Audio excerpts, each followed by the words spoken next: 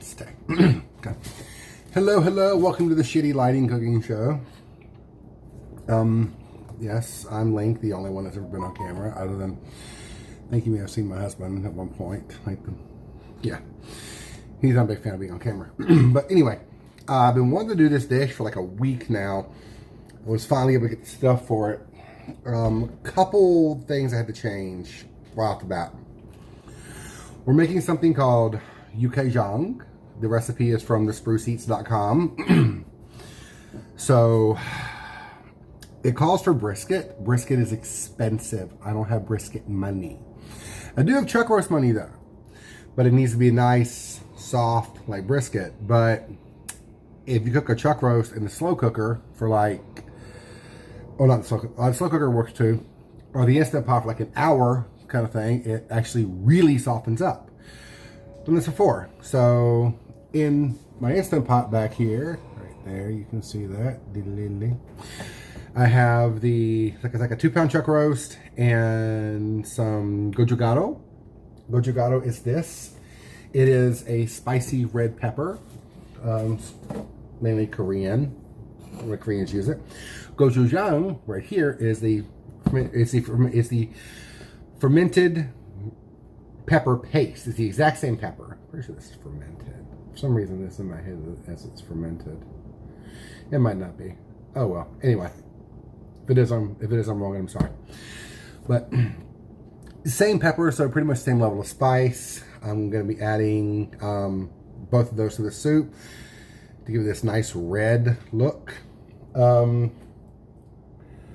We also have mung beans and some scallions. This is going to be our onigiri. Onigiri is just rice balls, essentially. This is the rice. I went ahead and made it so it'd be nice and cool. I'll try to shape it. Just in a rice cooker. This is nashiki, which is a sushi rice, which is what I would recommend using, with a little bit of rice wine vinegar and some furikake. Furikake is rice seasoning, essentially. I did buy one that was cheese. I got it at the Korean market, actually. So this is the kind I'm using. I do not know what it says. I had to use Google Translate. So yeah, but that's the thing. So this finished about half hour or so ago. I've been kind of letting it try to do like a natural release, but it's about to get opened. So, and here is the kimchi. I got this at Lowe's Foods. It's not a bad price. Never had this brand before, but it smells good. It actually smells like it's made with the gochujang as well. It says chili pepper, which is very vague. Has definitely a gochujang smell to it, because if you know what it is, you know what it is. And while I was at Lowe's, I got some 3-pepper Colby cheese to make the grilled cheese sandwiches. So, and I've got me some nori sheets cut up here for the onigiri. And this is an ingredient I have never heard of and never used. It is a seaweed. It's called, the American pronunciation would be fern brake, like a car, like a brake in your car, and fern like a plant. I do not know how this is pronounced in any way, shape, or form, and I'm not going to try to do it because I will slaughter it, and I'm not about that life. So, let's get started. First of all, let's turn this so it's away from everything. Okay, most of that already came out of there, which is good. Again, thespruceeats.com is the site I'm using for this, because I do not know how to make Korean food. I've never made Korean food really before. If I have, it was straight up following a recipe. Come on. Yeah. The only thing I put in here was the chuck round and some of the goju-garu, which I love. Goju-garu, I love gochujang. I like pepper that has flavor to it, and both those have a really interesting flavor that I really like. Hey, Josh, sure thing. Almost done. Make sure this stops whistling at you completely. This is unplugged right now because I did it on this side of the kitchen. Okay. Set that right there. We're gonna hope that this meat is tender enough because it is boiling right now. The gochujang actually dyed the fat. Okay, yeah, this is trying to fall apart on me. This will work really well. Yeah, okay. I'm gonna scrape some of that fat off too. But we'll let that cool for a bit while I put everything else in the soup. It says I need more water, but I think I should be okay. Let's see what we're doing here. Normally, if you make this with brisket, you're supposed to just put the brisket in a pot on the stove, boil it for like 20 minutes, scoop off the film, and then take the brisket out and add everything else to it. So, you're supposed to combine the shredded beef with the scallions, bean sprouts, and fernbreak, or gosati.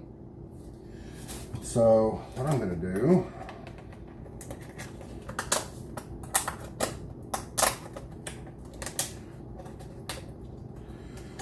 let's try to open this.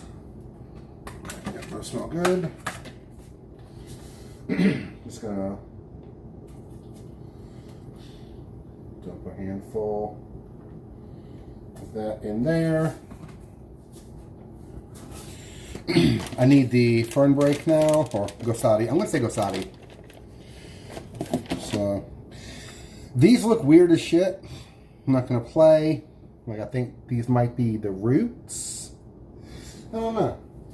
It definitely has this came from the sea, kind of a smell. So, we're just going to go with it. I do not want to use those tips. I'm going to cut the tips and the bottoms off as well, just to get a nice clean cut on everybody. How big do I cut these? It doesn't say. I'm going to go with like 3/4 of an inch. Don't really want to overpower the soup with that smell or that flavor. So, scallions. Chop the tips off those.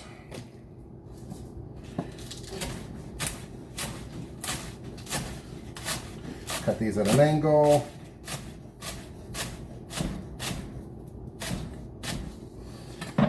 You're supposed to put 2 full bunches in here. I don't think this really requires 2 full bunches.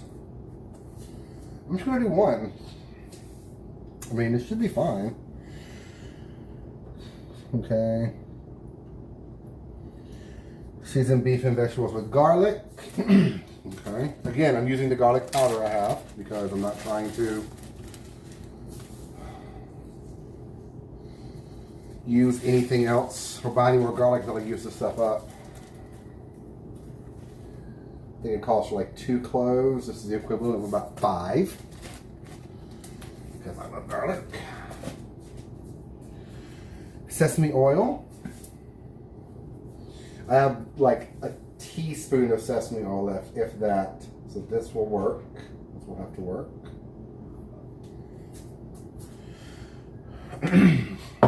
Gochujang.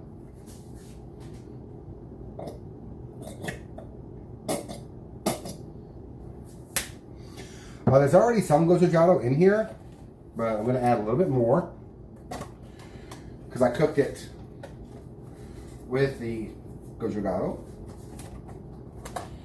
So I turn that bright red color.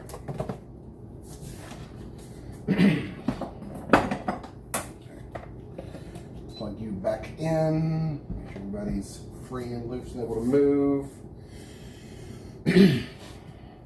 Now, here's where I'm cheating a little bit and going a little bit off book. Since I don't have brisket, I'm going to use some beef broth powder. Just kind of cheat it a little bit because the what's it called? The chuck roast I bought was like $12. The seasoning there was like $4, I think, and I would have paid $30 for the brisket. So it's all about saving money, essentially. So, soy sauce. Also from Lowe's. I shop at Lowe's a lot. My friend Ellie turned me on to them.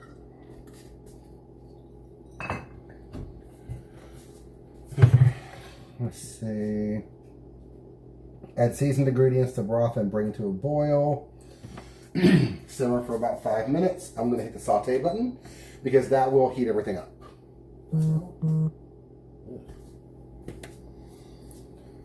Me. I have a dirty.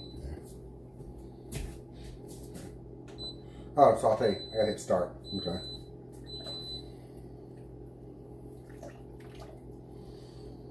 Okay. This looks almost chunky. Like, I don't know if that's a good way to say it or not. It smells interesting. It's almost got like a peanut smell to it. So let me. I mean, my salt's right here, so I'm sure I'm going to need it, but. Ooh, that is fucking hot. That scalded my tongue. Ah, fuck. That was a mistake.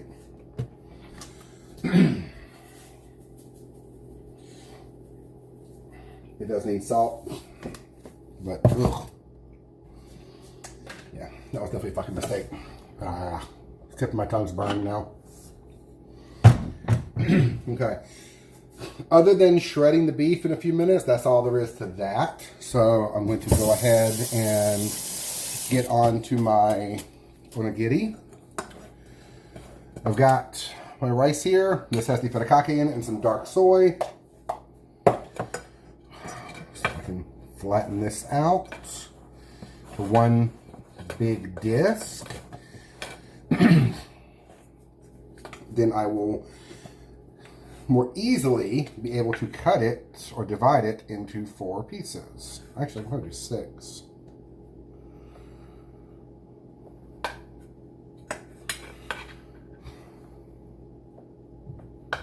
Okay. All right. Now, when you are shaping onigiri, make sure your hands are wet. The rice will absorb any of the extra liquid, but you want your hands to be wet so the rice doesn't stick to your hand. So you can see I just put mine under the tap real fast. I'm gonna get like a little disc out of this. Nice little short fat one. It doesn't have to be perfect. Take a sheet, is that one sheet? Yeah. Banori, lay it right there, about halfway up, wrap it around, and onigiri. So I'm going to do this a few more times. Then we will start on the kimchi grilled cheese. I'm leaving the water running just a bit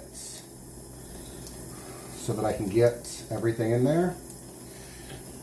And I don't have to constantly turn it off and on and risk getting my tap all sticky. Like it's currently barely drizzling. Yeah, that was so hot, Josh. Like, Jesus. Like, yeah, my tongue is definitely scalded at this point. Like, I can feel it. So,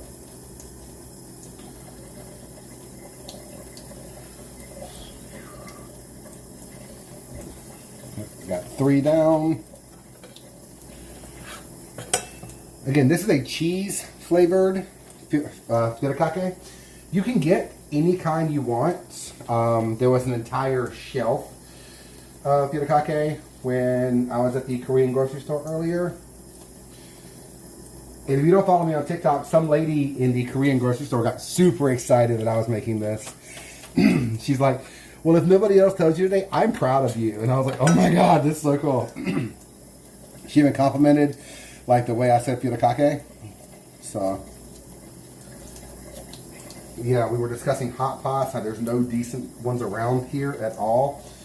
I know there's one in Charlotte, but I don't know how it is. Because it can have a 10-star rating and still be gross, honestly. Because not everybody likes the same thing. Okay. Last on the Giddy. Yeah, these are just like, it's just a ball of rice. You can do them totally plain, like a little bit of salt. Bonito flakes are popular. They're more stuffed inside when you do the Bonito flakes. But yeah. Nishiki Ratanori. Okay. That's done. Let me set this over here. Get my dog crazy excited because I'm of course coming to give him something. Clear some space. Is this one in the fridge? Cool dry place. Okay. You go there now. This is good. That's dry. Yeah, I got some of the reusable bags from the Grove. Love these things. Yeah, I'm done with the instructions. Like completely. Okay. Now, we get this out of the way.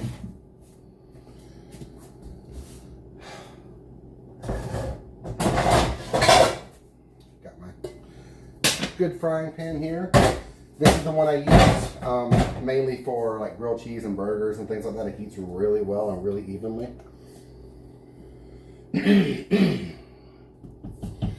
Stir, stir, stir, stir. Get these over here. You're officially 30. That thing's been used like 3 times in the last 4 days. I love it. Okay, this is boiling. I'm going to give it like another 2 or 3 minutes. So you know you get them from the actual Korean store. They have all the root stuff on them still. But so many different people that use those roots too, which is always cool. But let's get these out of the way. The kimchi is not cooked in any way, shape, or form. It is fermented, which means it's left to sit for several days, like in a cool, dark place, and let the good bacteria like do its thing. So what I'm going to do to make it a little more conducive to us actually being able to eat it, I'm going to make like 4 sandwiches. Maybe 3. Is I'm going to take it and I'm going to heat it up in the microwave. You can't always fry it off. Kimchi fried rice is a thing. You do lose a good bit of the probiotic effects and what makes kimchi so good for you. But a lot of people just eat for the flavor at this point. So I'm not sure if we're going to like this kind or not. We like kimchi, but kimchi is one of those things where everybody's grandma has a recipe for apple pie here, or has a recipe for like how to make their gravy or their turkey or their mashed potatoes or their mac and cheese. Perfect. Same with kimchi. Every house has a different recipe. In India, they have a seasoning called garam masala, which is a blend of seasonings. And every house has a different recipe. So, of course, you know, people are going to copy, you know, this, that, and the other, because there's a finite number of ways you can do this. But, yeah. Okay. That is nice. Done. I'm going to go ahead and kill you. I don't want to boil it when the meat's in it, because I don't want the meat to dry out. So that's why I don't have it at a boil with the meat. That's why the meat's still out. I'm going to drain off a good bit of this liquid, because liquid does not make good grilled cheese. Oh, this is very hot. Yeah. And it smells good. Yeah, kimchi is traditionally like a Napa cabbage, garlic, scallions, like, you know, all kinds of little things. Lots of fun stuff people like. Go ahead, turn this on. Got my butter on here.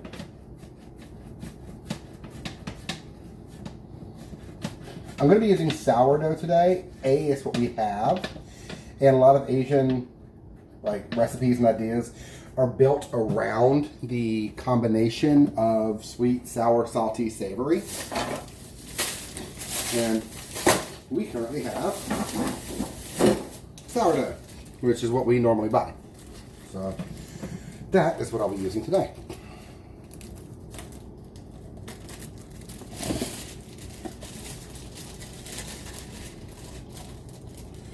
I think 4 fits on here.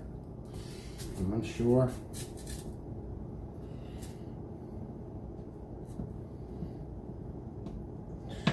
Yeah, 4 just fits. Like, hold on. Boom. Okay, yeah, that's how I do it. Gotta alternate them. Okay, that is on. The bottom is greased. Let me get my cheese here. Again, this is a 3-pepper Colby blend I got at the deli at Lowe's. She did let me try it, which was interesting. And let me tell you, it's got a kick to it. Like, this cheese has an actual kick. Which, as someone who loves spicy foods, I'm not complaining, but I was more shocked. Because most stuff like this that promises a kick cannot deliver under any fucking circumstance. Yeah, I got just enough for 2. Spread this out all the way. Okay. This is on my oven is currently on my stove is currently at a 6 right now. Just heating it up. I don't need this anymore since we're doing soup. Let me let that go for just a couple of minutes. Come over here to my what's it called? Beef.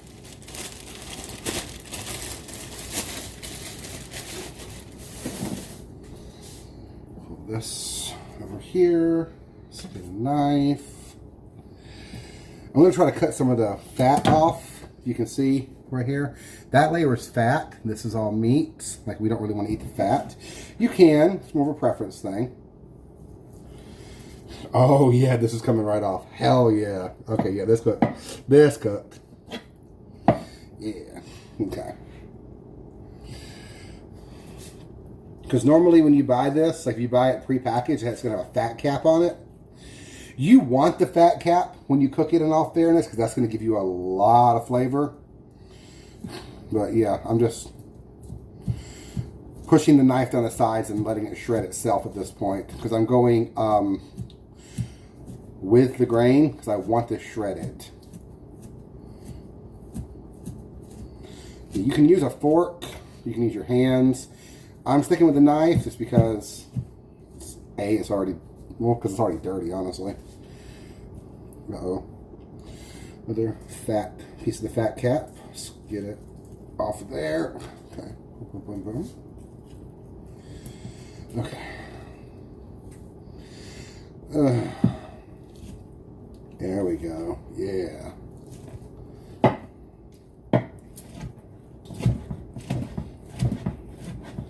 I'm cutting it now because I'm getting impatient. And we hear the ghost toilet going off? Just tried it.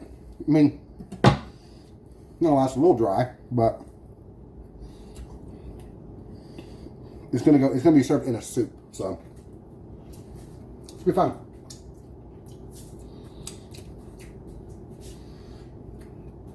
My hands are covered in this red sauce stuff, but that's really good. Getting 2 forks now because this is still pretty hot and it's getting harder for me to use my hands.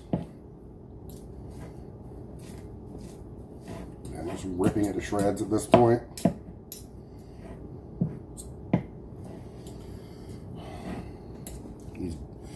This is a lot of beef. Jesus. I mean, if you want to do this, I'm pretty sure you can do this with chicken fairly easily.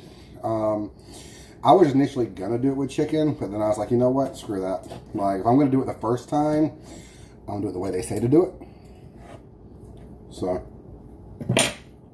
there we go. Those pieces are to the side. I can use my hands on those.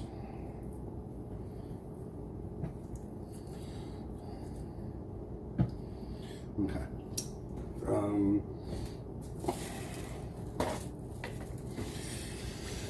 Paper towel, get some of the grease off my hands, some of the sweat off my forehead. I'm seeing a little tiny bit of smoke from this. So, one more quick dumping of the liquid off the kimchi.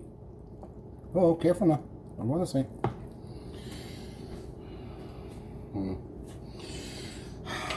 Let me run my knife through this kimchi real quick just to make it a little better for, you know, a sandwich. Because I'm seeing some large pieces of cabbage in here.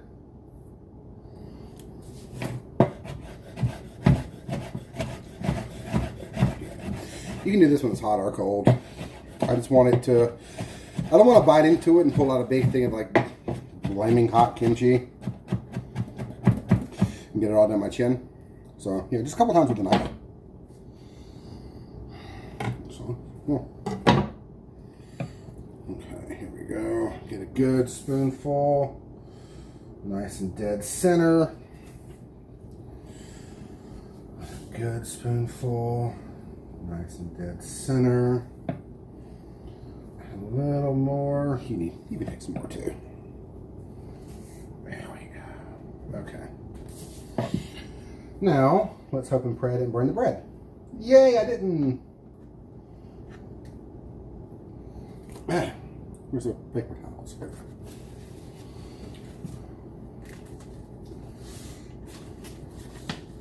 Some more butter down. Hey babe, dinner in 5.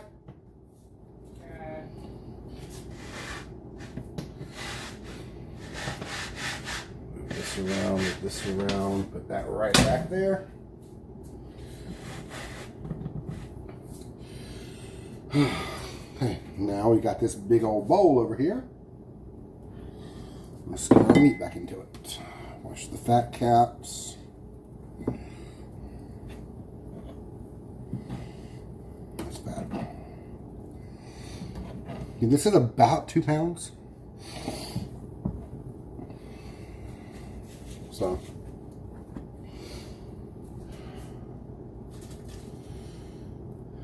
let that get in there and do its thing for a couple of minutes. Again, I'm doing this with the heat off because the longer you cook meat at a high temperature, the drier it's going to get. I will say this is a thin soup, and I did use half the water they told me to use. This is a very thin soup. I'm not decided if I want to do this or not. Ah, fuck, I'm doing it. Okay, I want a thicker soup, essentially. So I'm going to make a quick slurry out of cornstarch and water.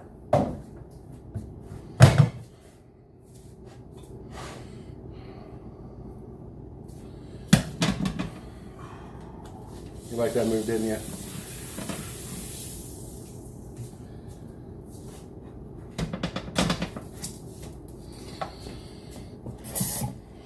A little bit of water. Mix this together with your fork.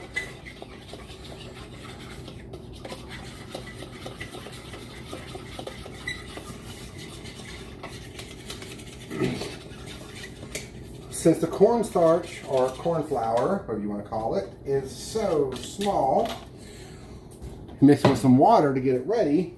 Then it goes in here, and the heat causes it to start swelling, which will, in turn, thicken your sauce. super thick. A super cool trick that's been used for thousands of years. Let's see. Rice starch, that's the same thing. Potato starch does the same thing. Any of the starches, pretty much. So okra's good at it too, if you like okra. But yeah, let me.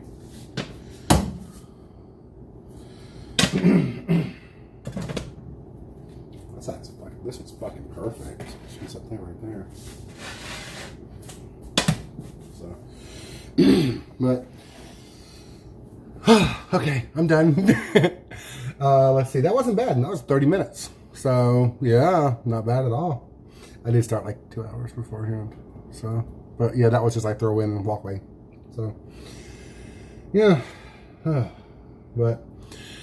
Thank y'all very much for tuning in. I am going to go and like start plating this up. And then I'm going to sit down and eat.